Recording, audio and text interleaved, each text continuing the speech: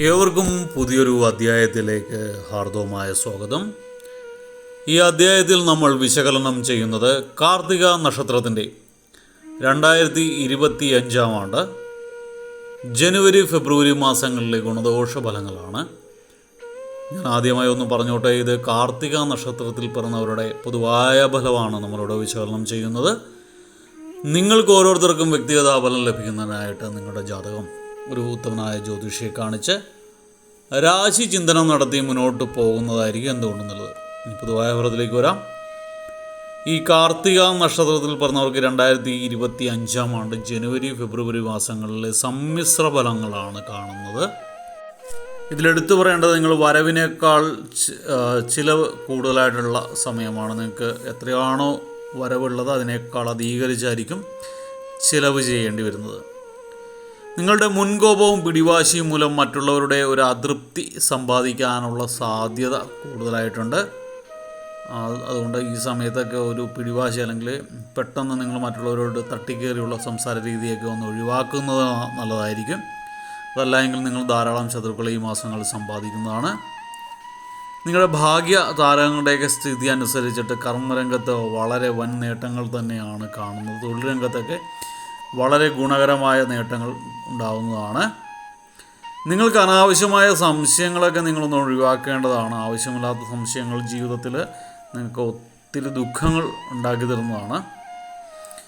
നിങ്ങൾക്ക് പൂർവിക സ്വത്തുക്കളൊക്കെ കൈവശം വന്ന് ചേരാനുള്ള ചില സാധ്യതകൾ ചില കാർത്തിക നക്ഷത്രക്കാർക്ക് കാണുന്നുണ്ട്. നിങ്ങൾ ഉറ്റ സുഹൃത്തുക്കളുമായിട്ട് അഭിപ്രായ വ്യത്യാസത്തിന് സാധ്യത കാണുന്നുണ്ട്. ഉദ്യോഗസ്ഥർക്ക് കാലം അനുകൂലമായിട്ട് കാണുന്നു. ഉദ്യോഗസ്ഥന്മാർക്കൊക്കെ കാലം വളരെ അനുകൂലമാണ്. മെച്ചപ്പെട്ട രീതിയിലേക്കൊക്കെ സാമ്പത്തിക നില ഉയരുന്നതാണ്. ഉദ്ദേശ സ്ഥലത്ത് ആഗ്രഹിച്ച സ്ഥലത്തേക്കൊക്കെ സ്ഥലം മാറ്റമൊക്കെ ഉണ്ടാകുന്ന സാധ്യത ഉദ്യോഗസ്ഥർക്ക് കാണുന്നുണ്ട്. അതുപോലെ തന്നെ മേലധികാരിയുടെ പ്രീതിക്ക് പാത്രമാകാനുള്ള സാധ്യതയും കാണുന്നുണ്ട്. അതുകൊണ്ട് നിങ്ങളുടെ ഈ തൊഴിലുമായിട്ട് ബന്ധപ്പെട്ട് ഗുണകരമായിട്ടാണ് കാണുന്നത്. എന്നാൽ ശത്രുഭാവം അത്ര നന്നല്ല. ശത്രുക്കളിൽ നിന്നും അപകട സാധ്യത കാണുന്നുണ്ട്. അതുകൊണ്ട് അസമയത്തുള്ള യാത്രയൊക്കെ കഴിയാവുന്നത് ഒഴിവാക്കുക.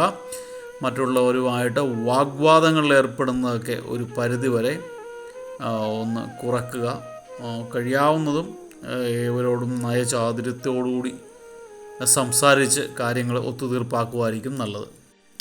നിങ്ങൾ ഈ ബിസിനസ് ചെയ്യുന്നവർക്കൊക്കെ മുടങ്ങിക്കിടന്ന തൊഴിൽ സംരംഭങ്ങളൊക്കെ കാര്യക്ഷമതയോടുകൂടി പ്രവർത്തിച്ച് തുടങ്ങാനുള്ള സാധ്യതയുണ്ട്.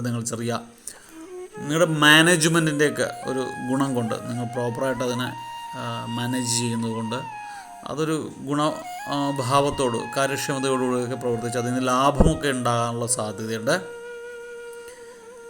സ്ഥാനമാനങ്ങളും പദവിയൊക്കെ നിലനിർത്താൻ കഴിയുന്നതാണ് നിങ്ങൾക്ക്. ഈ രാഷ്ട്രീയക്കാർക്കൊക്കെ എന്താ പറയുക, കയ്യിൽ നിന്ന് അല്ലെങ്കിൽ ആ ചില സ്ഥാനങ്ങളിൽ നിന്നൊക്കെ നിങ്ങളെ മാറ്റി നിർത്തും എന്നുള്ള ഭയമുണ്ടായിരുന്നതെന്നൊക്കെ മാറിയിട്ട് നിങ്ങൾ തന്നെ ആ സ്ഥാനം പിന്തുടരാനുള്ള സാധ്യത കൂടുതലായിട്ട് കാണുന്നുണ്ട്.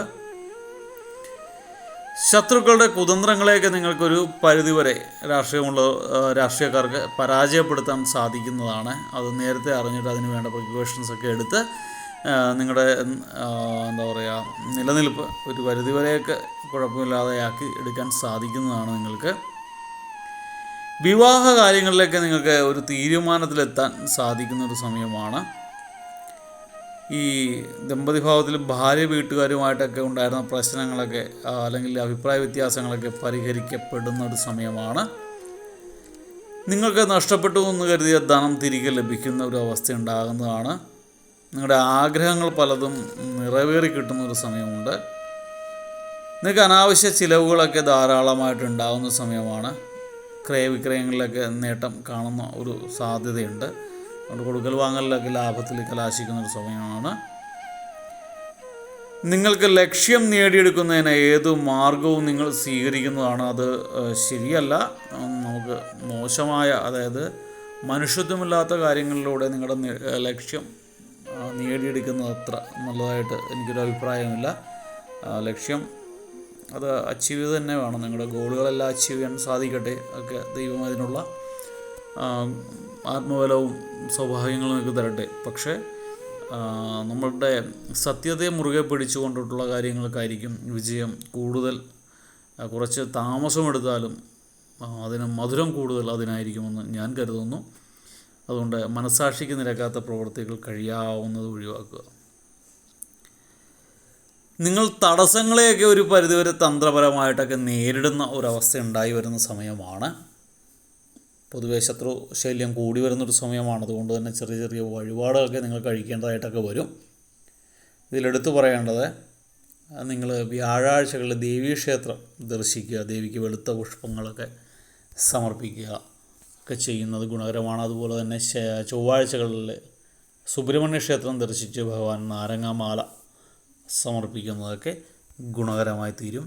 അത് പറ്റാത്തവർ വെള്ളിയാഴ്ചകളിൽ ഭദ്രകാളി ദേവി ക്ഷേത്രം ദർശിച്ചിട്ട് ശത്രുസംഹാര പുഷ്പാഞ്ജലി കഴിക്കുക, ഗുരുതി നിവേദിക്കുകയൊക്കെ ചെയ്യുന്നത് ഗുണകരമാണ്. ഒക്കെ ചെയ്തു കഴിഞ്ഞാൽ കാലം ഒരു വിധം നിങ്ങൾക്ക് അനുകൂലമായിട്ട് മാറുന്നതാണ്. ഗുണദോഷ സമ്മിശ്രമാണെന്നാലും ഈ ശത്രുഭാവത്തിൻ്റെ കാര്യത്തിലുള്ള ഒരു വൈരുദ്ധ്യം കൊണ്ടാണ് ഞാൻ ഈ കാര്യങ്ങളൊക്കെ പറയുന്നത്. അപ്പോൾ അതൊക്കെ കഴിച്ച് ഭഗവാന്റെയും അമ്മയുടെയും ഒക്കെ അനുഗ്രഹത്താൽ നിങ്ങൾക്ക് കാര്യങ്ങളൊക്കെ മംഗളമായി തീരട്ടെ. നിങ്ങൾക്കൊന്ന് നല്ലൊരു ടേണിംഗ് പോയിന്റിൽ നിങ്ങളുടെ ജീവിതം എത്തിത്തീരട്ടെ എന്ന് ആശംസിച്ചുകൊണ്ട് പ്രാർത്ഥിച്ചുകൊണ്ട് നിർത്തുന്നു. എല്ലാവർക്കും എൻ്റെ നന്ദി, നമസ്കാരം. അതോടൊപ്പം തന്നെ എല്ലാവർക്കും എൻ്റെ പുതുവത്സര ആശംസകൾ. വീഡിയോ ഇഷ്ടപ്പെട്ടാൽ ലൈക്ക് ചെയ്യുക. തുടർന്നുള്ള മാസങ്ങളിലെ വീഡിയോ കൃത്യമായി ലഭിക്കുന്നതിനായിട്ട് ചാനൽ സബ്സ്ക്രൈബ് ചെയ്തിട്ടില്ല എങ്കിൽ സബ്സ്ക്രൈബ് ചെയ്യുക. ഒരിക്കൽ കൂടി നന്ദി പറഞ്ഞുകൊണ്ട് നിർത്തുന്നു. നന്ദി, നമസ്കാരം.